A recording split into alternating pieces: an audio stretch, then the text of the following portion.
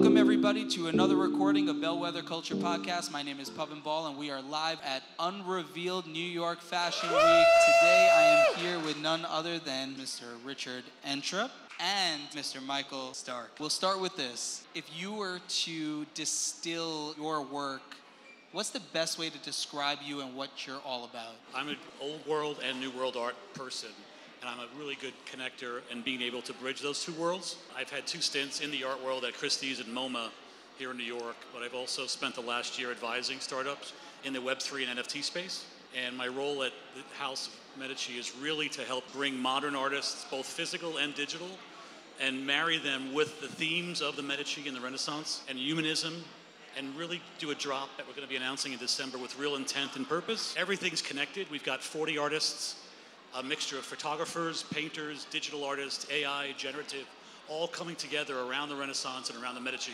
and creating, I think, an amazing sale. My role is a little bit different. I'm here to advance the mission, speak the philosophy, answer questions, really remind folks of the legacy of what we're doing. The Medici were the family that invented merchant banking, commissioned Raphael, Donatello, Leonardo da Vinci. Built Tuscany, assigned 4 popes to the church, right? You know, I believe the family's had 7 popes. Catherine de' Medici was the longest ruling monarch in French history. They've played a profoundly important role in Western civilization, and there's a million stories like this. Every single one of these Renaissance pieces, these old masters, has a history. It was owned by, so-and-so, the Habsburgs, or then Madonna or Michael Jackson. So you see these remarkable pieces of culture that possess the ability to travel through time. And that's really what we're here to do today, is to announce for you all that we're raising our flags and trying to bring together the innovators, the dreamers, the doers, the artists, all under one banner, just as Cosimo and Il Magnifico did 500 years ago. And that's what's incredible about this. This is what the family has been known for, to actually encourage the Renaissance, to incubate art and culture and bring it out to the world. So, Richard, someone in your position, thinking about the gravity of the 500 years of art history and how they've done it then, how do you look to guide them to do it now? So the artists, they all are very interested in the Renaissance. Many actually lived in Florence. They're art students, and anyone who's in the art world, really, Florence is a very important place, and the Renaissance specifically. So they've all been influenced in some capacity by this genre of art. Claire Silver is a very well-known artist, both in Tezos and Ethereum. Claire is amazing, and she interpreted the Botticelli that sits in the Uffizi in Florence. And her interpretation of that in a modern context is just mind-blowing to me. So a lot of the artists have been challenged with taking their favorite old masterwork, whether it's the Mona Lisa or anything hanging up in the Uffizi or Strozzi, and they've reinterpreted it in a modern context. So this isn't just about NFTs and digital work. We've got physical painters like Mark Dennis, Tanya Rivelis, and a few others that are actually, they've made it in the NFT world. Tanya is now taking her paintings and she's NFTing them quite well. So we've brought all these great minds together around this theme of Renaissance and Medici and humanism, some of those key tenets of what the Medici are all about. How do you fit this into a new world technology flow while keeping, of course, the integrity of it not being lost in the mix of just another NFT project? One of the things is we're just really intentional about who we are and what we're doing, and everything is grounded in values, everything is grounded in philosophy. My role is really about kind of the community side of this, and we're going to be announcing a piece of this project here soon called Medici Minds, where we're going to be working with and curating beyond the artist level. If you look at the original Renaissance, whether it's Brunelleschi's dome or the Gates of Paradise, this touches architecture, chemistry, engineering. Where did Leonardo get his pigments from? Breakthroughs in chemistry that all happened following the Black Death. And there's a lot of interesting parallels if you kind of look at where Renaissance 1 was. The Greeks, Plato, Aristotle, the Socratic method, whether you want to go to Pericles and what he was doing with pushing democracy to kind of unite city-states. Like, that was one. Renaissance 2.0, the challenge was very different. I tend to look at the Medici library, where, Cosimo I was sent on a quest to go collect all of the lost classics of that Socratic era. And, our challenge now for Renaissance 3.0 is different. We have all the information we could ever possibly imagine at our fingertips, but it's nearly impossible to tell what's important anymore. And as our data has invaded all aspects of our life, we've really commoditized ourselves. We've commoditized our humanity. We've commoditized the things that are worth more than money. So really what we're doing is creating a values-based nobility structure that supports artists. We're going to teach people how to be patrons of the arts again, how to bring the resources that they have available to them to bear in support of innovation, new ideas, new economic structures. You know, we live in this post-truth environment, as I'm sure everybody's head is spinning from the last 3 years. And you know, when change is happening faster than people can really wrap their heads around or grasp, what do? They turn to the artists, you know, to understand and find our humanity in the face of all of this technology and make it work for us to build a more verdant, prosperous, humanist world that focuses on outcomes and flourishing.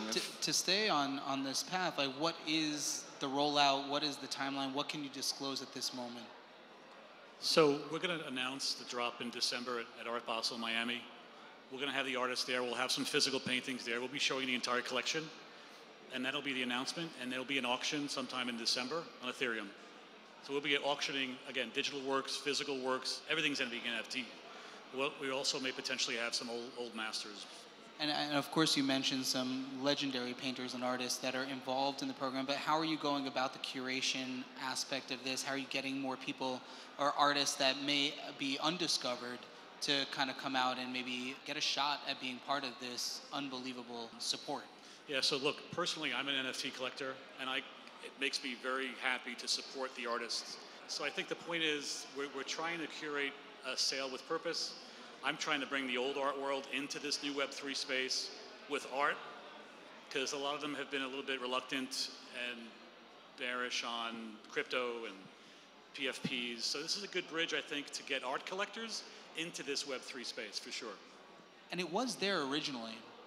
It was there for the art collector, and then if for some reason it just kind of slipped away with the PFP projects that came to light. I think people's an artist, for sure.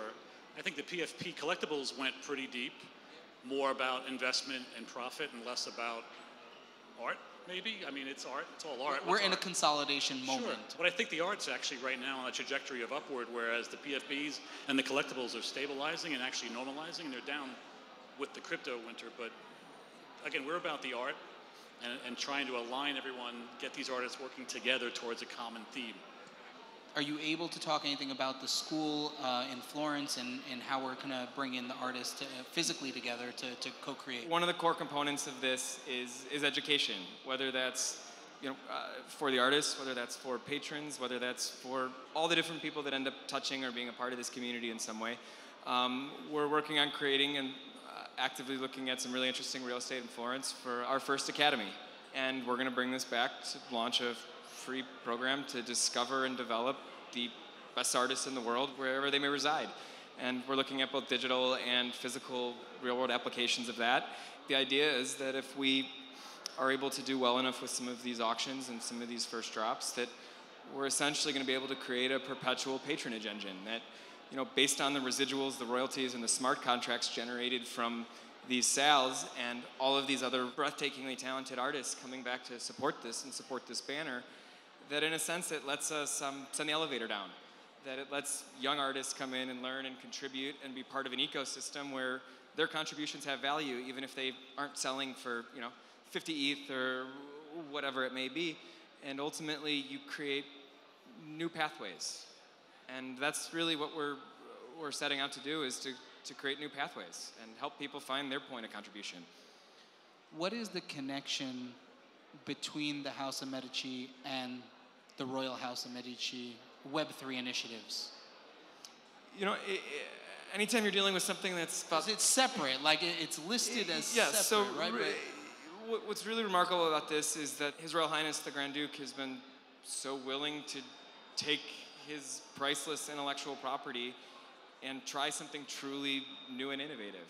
And Richard and I, in that sense, are advisors, strategists. We represent the Grand Duke's interests in Web3, but we do not speak for the House in matters generally. We're tasked with a very specific mission, and that is to seed the conditions build to create. build the Renaissance 3? Yeah, just start Renaissance 3.0. A specific.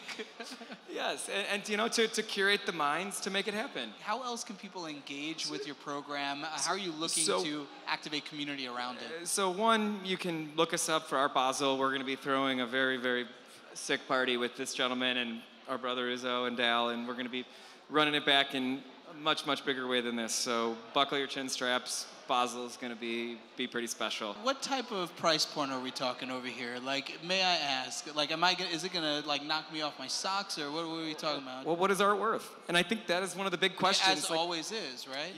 And I think that is what we're running into now. Is that distribution? What is art? Is it digital? Is it video? Is it fully auctioned? There'll be an online auction. Is it fully auctioned though? It'll be an auction only. Yeah, online auction. We have a very significant roadmap that we're very excited to share with everybody here coming up over the next few months. There's going to be a lot of micro activations and announcements and little things that start to tell this story. But our ultimate goal is to give everybody a chance to feel like they're participating in engineering Renaissance 3.0. Because guess what? It's time. Our institutions are failing. There's a need for something new. And I think it's up to the people in this room and other rooms like it to look around and take some ownership and take some accountability and to lead and to invent our way out of challenges of our own creation in many ways. Y'all, if you were wondering when the art world is really going to become serious about bringing art to Web3, I think it's answered here. I am so excited to see how it rolls out and continues to come together, and the support and the culture that you're going to drive. What is the best way that folks could connect with you both individually as well as with the project? You guys can find me, my company, Stark Minds. I support founders, both of the artistic variety and the entrepreneurial variety, and usually kind of play in that intersection and try to help them become quantum in each of those directions. So you can look me up, Stark Minds, Michael Stark. It was a pleasure hanging out with you all tonight. I'm Entrup, ENTRUP, on most social media, and we've got a Twitter account as well as an Instagram right now that's starting to heat up, so feel free to follow us on there and stay tuned on what else is coming. And the Royal House of Medici is on Twitter, royalhouseofmedici.com. I invite all of you to reach out, to say hello, and we'd love to bring you on this journey with us. Thank you so very much for being here. I am excited that you decided to reveal with us, and we can't wait to see everybody here at Art Basel when we turn that thing up Renaissance style.